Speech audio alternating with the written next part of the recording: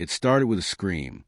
I was in the kitchen making coffee, my wife's favorite, cinnamon hazelnut with just a dash of vanilla, when I heard the front door slam open. Before I could even turn around, she was in my face. "You disgust me." She said it like she'd been waiting her whole life to say it. Before I could ask what was going on, her fist collided with my cheek, so hard I hit the refrigerator. The hot mug shattered against the floor. The taste of blood was instant, and then came the yelling.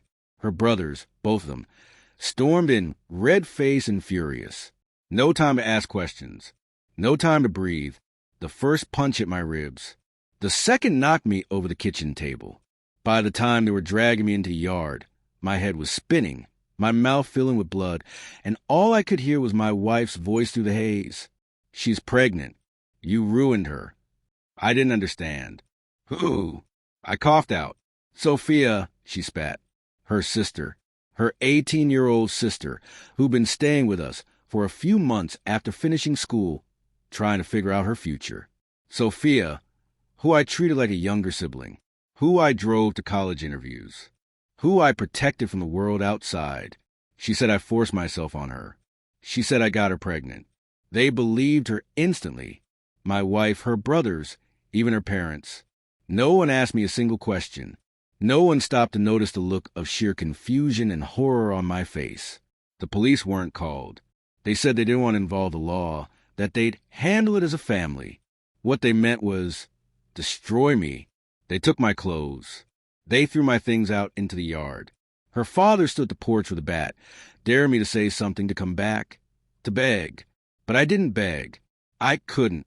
There are no words when your entire life turns afire in a single afternoon, when the woman you love looks at you like a monster, when you realize that the people who promise to love you forever never even pause to question a lie. I slept in my car that night, and the next night, and for a week after that. My job found out. Sophia had told her parents she was pregnant and had named me as the father. Rumors spread faster than truth ever could. HR called me in. They said I was under review and asked me to take a leave. Then the landlord called. My wife had already filed to remove me from the lease.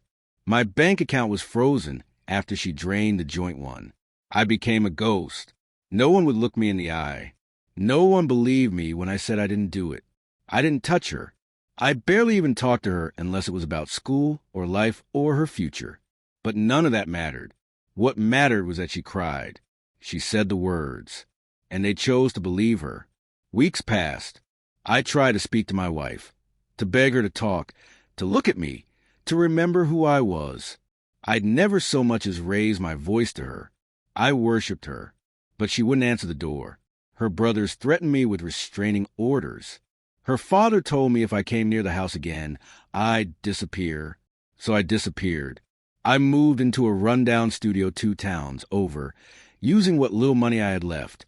I spent most nights staring at the ceiling, trying to find the moment it all shifted, wondering if I missed a sign, if I had done something unintentionally that gave Sophia the idea that she could lie about me like that.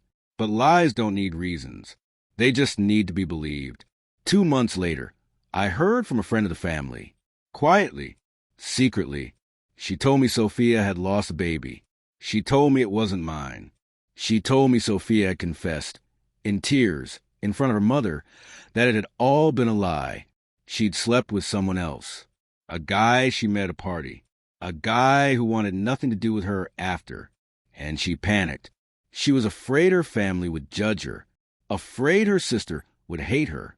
So she made up a name, mine, because I was there, because I was easy, because she knew her family would believe her. She admitted it, cried about it, swore she didn't think it would go that far, that she was scared. But no one called me. No apology came. It took another week for my wife to show up. I was sitting on the stoop of my apartment when her car pulled up. She got out slowly. No makeup, hair pulled back. She looked older, tired. "Can we talk?" she asked, voice barely above a whisper. I didn't move. She sat next to me. For a long time, we didn't say anything. Then she finally said it. She lied. "I know." I didn't answer. I should have asked you. I should have listened. I was so angry, so disgusted. I didn't even stop to think. I thought if my sister said it, it had to be true. I looked at her then, not with love, not with hate, just emptiness. I lost everything. I said. She nodded. I know. You helped him ruin me. I know. She reached for my hand.